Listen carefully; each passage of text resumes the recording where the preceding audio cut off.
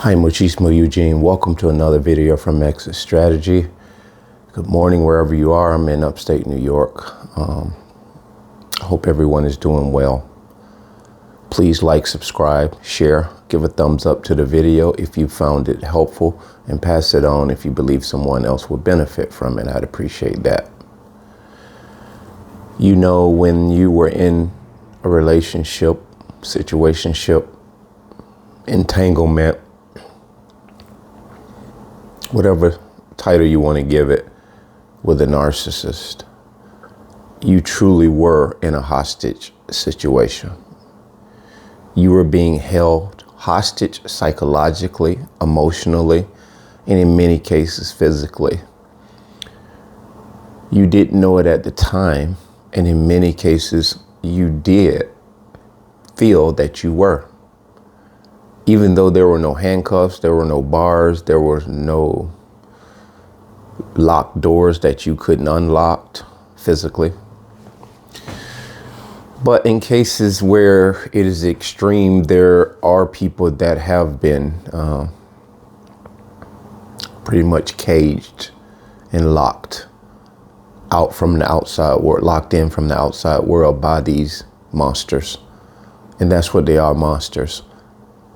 Monsters are something that you can't predict. They're something that behave in ways that you and I would never imagine behaving. This is what you're dealing with when you're dealing with a narcissist. And this is what you must understand. It doesn't matter how normal they look, how human they look, how much they look exactly like you and me and behave in many ways like you and me. There is a disorder. There's a deep disturbance within them that makes them determined at any given point that you are a threat that needs to be eliminated. I don't know any other ways to put it. There are many ways that we tend to put it in videos, but that is the epitome of what a narcissist is. And I hope somebody grasps this today in hopes that they will exit that situation for life, forever, and not look back. And so when you're with these narcissists, whatever scale they fall on, whatever type personality they are, wherever they are at on the spectrum, doesn't matter. They're problematic people that won't change for the better of that situation you're in. So it's really worthless and useless to continue to hope that things will turn around for the better, because they won't. So make a determined effort to understand first and foremost that this is what it is. And so when you're in this hostage situation with narcissist, it is something that most people from the outside can't see, because what we do as the victims of this abuse, we end up putting band-aids on the problems when we go out and about.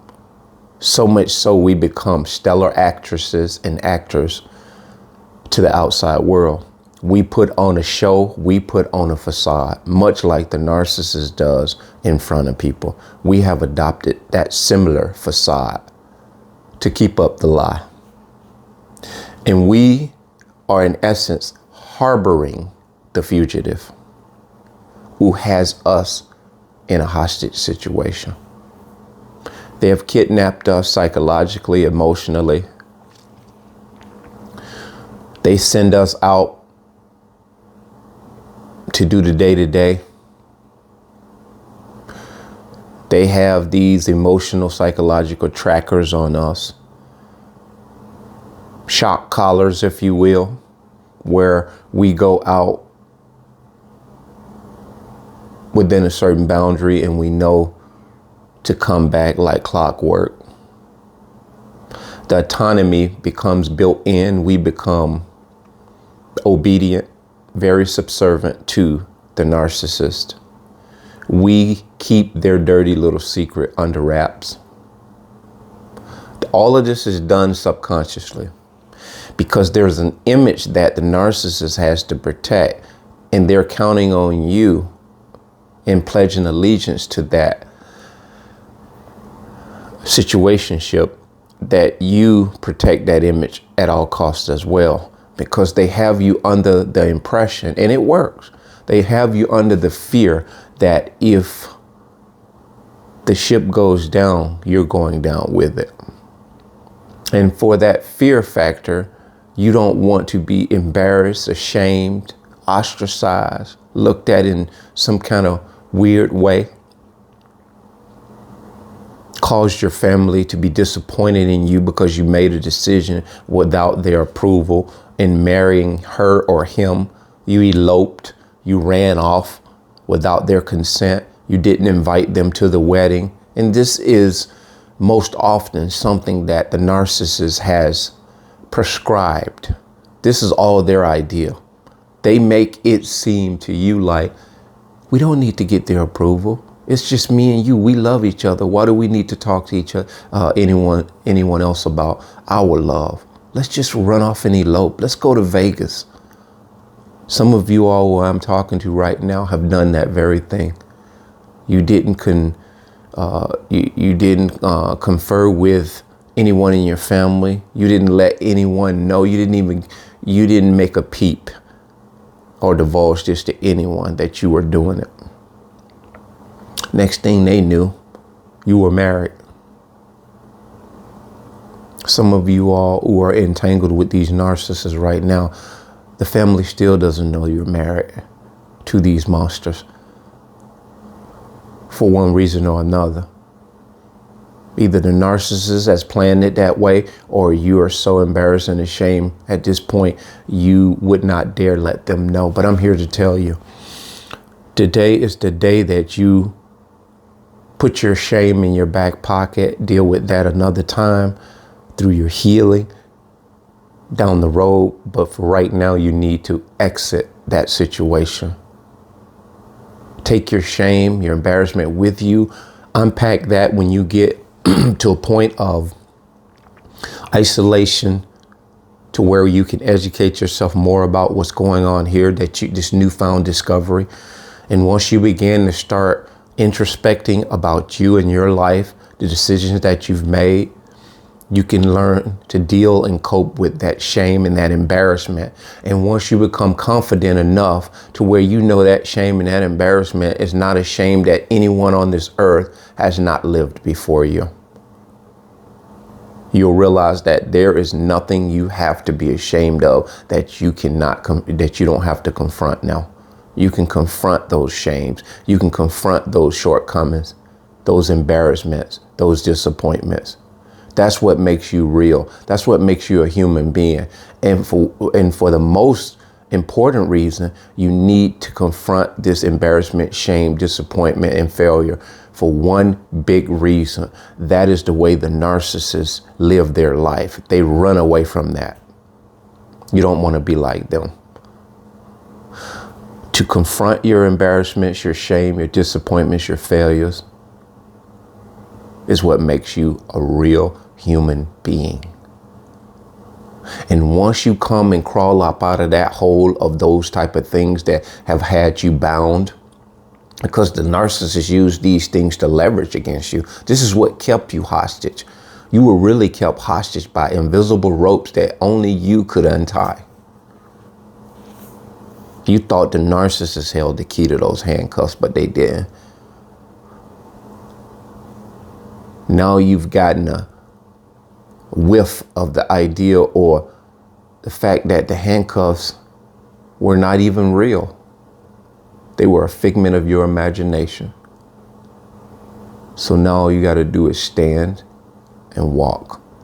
It's going to take a lot of time because, first of all, if you've gotten duped, your disappointment, setback, failures came through the narcissist. You made a decision to be involved with them, but it was through manipulation. Even going at this endeavor, there was an intuition telling you that this didn't feel right, that maybe you should take your time. It was forced, it was pushed by the narcissist. Looking back, you see this. They were walking faster than you wanted to walk or run.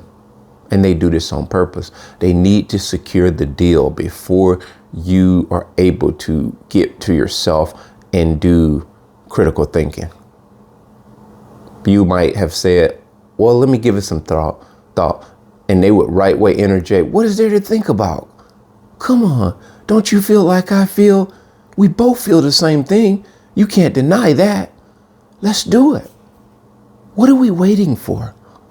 Who cares what everybody else thinks? Sound familiar? They have a very cunning way of putting heat under the fire because they need this thing not to slow cook. They need to speed up this process. They need to microwave this situation. They need to secure you. They need to secure you before you squirm out of the boat, almost like fishing. They don't want to lose you. They don't want to lose the big catch. Not that we are fish, but if you've ever fished or you've seen fishing, you see the analogy there.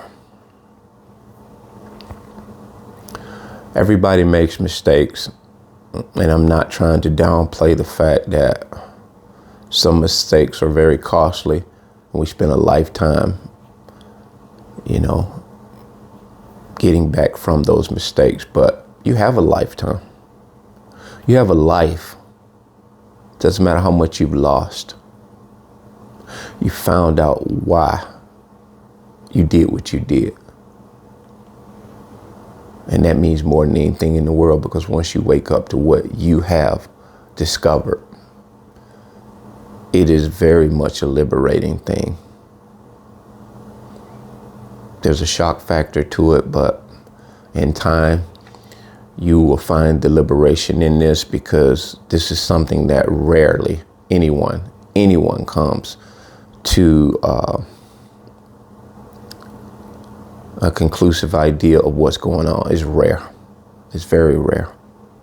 How rare? You can go on social media and you can hear a lot of people talking about different things regarding this, but there are only a few people who are chosen that truly can give you the ins and outs of this, in which you can resonate with. You can readily connect with what we're talking about. This is not something we learned out of a book. I'm not downplaying the need for the academic definitions and labels and titles of what this is. That helps and aids in you understanding it on a level of the psychological standing. But if you just want to break it down, cut and dry, and know that these people are demonic, they are sent by Satan to destroy good people's lives, because their lives are already destroyed, because they fail to continue to grow. They fail to continue to accept responsibility for their shortcomings. And because of that, they wanted you to run away from yours and responsibilities and shame. Nothing is truer than misery loves company. Misery is not misery by itself. It can't be alone with itself. Misery has to have company, and that's what they need you for.